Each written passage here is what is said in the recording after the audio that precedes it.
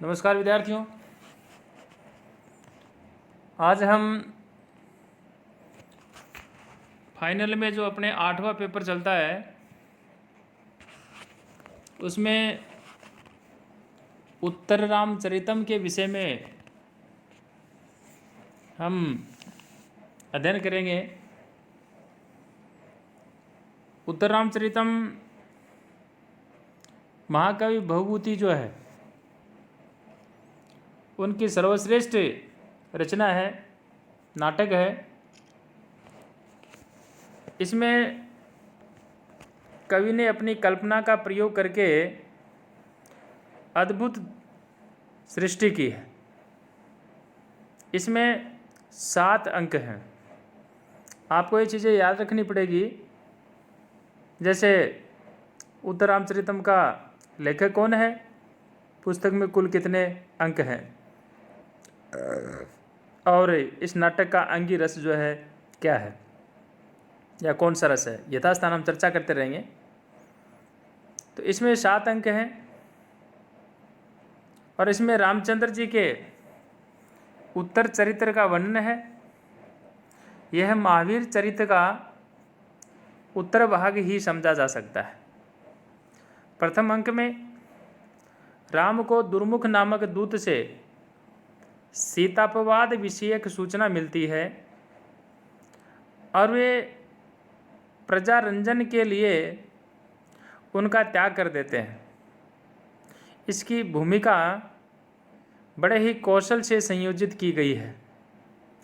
चित्र दर्शन के अवसर पर स्वयं सीता जी गंगा का दर्शन करने की इच्छा व्यक्त करती है और गंगा दर्शन के लिए उनका जाना अनजाने में ही राम से विछुड़ जाना होता है। दूसरे अंक का जो प्रारंभ है वह 12 वर्ष के बाद होता है। यानी आत्रेय नामक तापसी तथा वासंती नामक वन देवी के संभाषण से हमें ज्ञात होता है कि राम ने अश्वमेध यज्ञ प्रारंभ कर दिया है और महर्षि वाल्मीकि किसी देवता के द्वारा सौंपे गए 2 प्रखर बुद्धि बालकों का पालन कर रहे हैं। राम दंडकारण्य में प्रवेश कर शूद्र मुनि का वध करते हैं।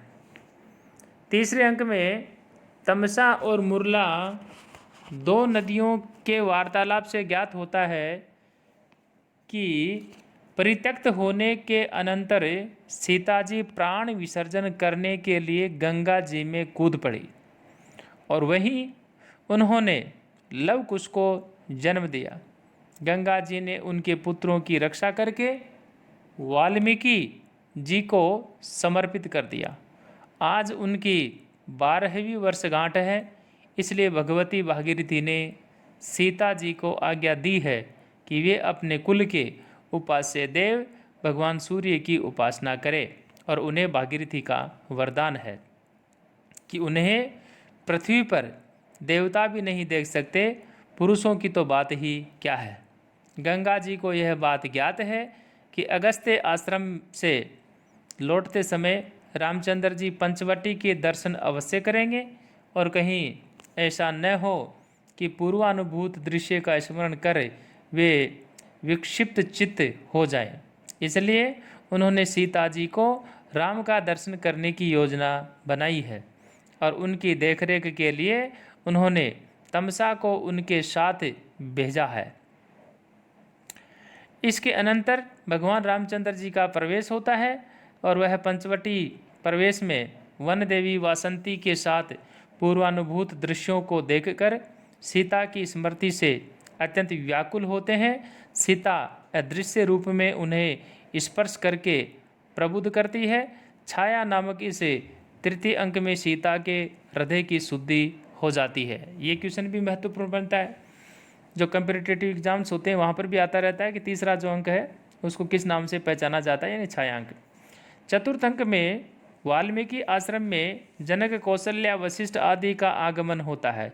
कौशल्या और जनक का मिलन होता है। वहीं एक क्षत्रिय बालक यानी लव को ये देखते हैं।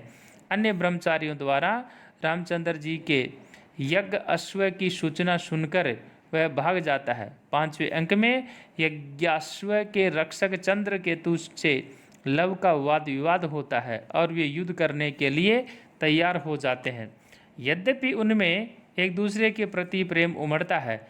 6ठे अंक में एक विद्याधर युगल के द्वारा दोनों के युद्ध का वर्णन प्राप्त होता है। इसी बीच रामचंद्र जी के आ जाने से युद्ध रुक जाता है, कुछ भी सूचना पाकर आ जाता है। राम के हृदय में उनके प्रति अत्यंत प्रेम उमड़ पड़ता है, परंतु उन्हें यह ज्ञात नहीं हो पाता कि ये उन्हीं की संतान है। और 7वें अंक में गर्भांक नाटक का प्रयोग होता है और यही वाल्मीकि की जो योजना है उससे सीताराम का मिलन होता है।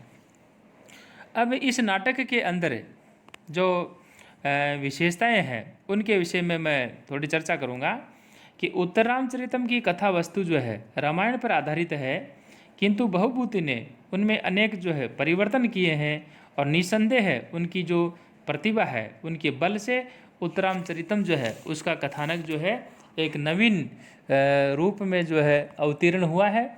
पद्म पुराण में भी राम कथा का यह प्रसंग उत्तर रामचरित की घटनाओं से जो है मिलता है। इसी आधार पर जो है जो विद्वान हैं उन विद्वानों का विचार है कि बहुभूति के उत्तरामचरित का स्रोत वही पुराण था, किंतु पुराणों की निश्चित तिथि निर्धारित न होने तथा उनमें समय समय पर अनेक प्रक्षेप होने के कारण यह विचार जो है हृदयंगम प्रतीत नहीं होता है। बहुत संभव है कि उत्तरामचरितम की रचना के अनंतर किसी ने उसके आधार पर वह प्रसंग जो है पद्म पुराण में जोड़ दिया होगा। अब रामायण की जो कथा है उसमें निम्नलिखित जो है परिवर्तन किए हैं। रामायण की कथा दुखांत है, सीता पृथ्वी में समा जाती है और राम हाथ मलते रह जाते हैं, किंतु संस्कृत नाट्य शास्त्र के नियमों का ध्यान रखते हुए बहुभूति ने उसे सुखांत चित्रित किया है। राम सीता का लव कुश आदि के साथ सुखद मिलन के साथ नाटक समाप्त होता है।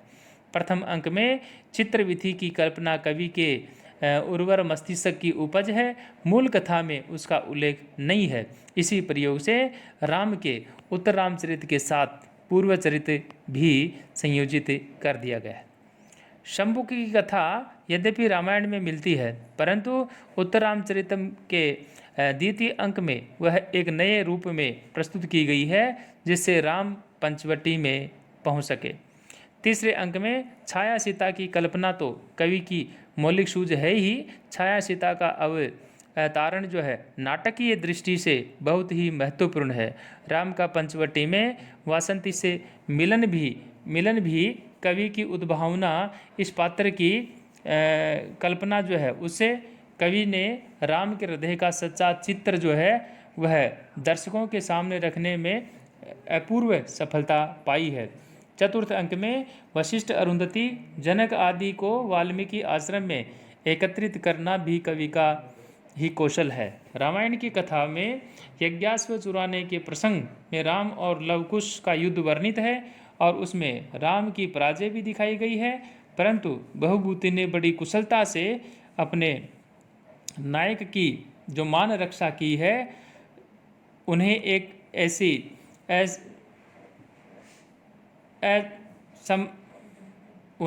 ऐसी असमंजसकारी परिस्थिति से बचाया। युद्ध लव और चंद्र केतु में ही दिखाया गया है, जो कि समन्वय आदि के कारण औचित्यपूर्ण है। युद्ध वर्णन में राम ने मंच पर आने की सहायता मिलती है और 7वें अंक में गर्भांग कवि का नूतन प्रयोग है। उत्तरामचरितम का प्रारंभ जो है, प्रारंभ भी नाटक से ही है और अंत भी है। इस प्रकार से उत्तरामचरितम का नामकरण जो है बड़ा ही सारगर्भित है। मैंने जो यहाँ आपको इस प्रकार से जो इसके विषय में जो जानकारी देने का जो प्रयास किया है, मैं समझता हूँ कि सभी विद्यार्थी जो है इसको पढ़ेंगे, सुनेंगे और जो रजिस्टर है उसके अंदर वो नोट भी करेंगे। अब अगला जो वीडियो आएगा उसमें जो इनके पद्य हैं उन पद्यों का जो ट्रांसलेट है और टिप्पणी सहित जो है वो मैं आपके सामने जो है प्रस्तुत करूँगा। धन्यवाद।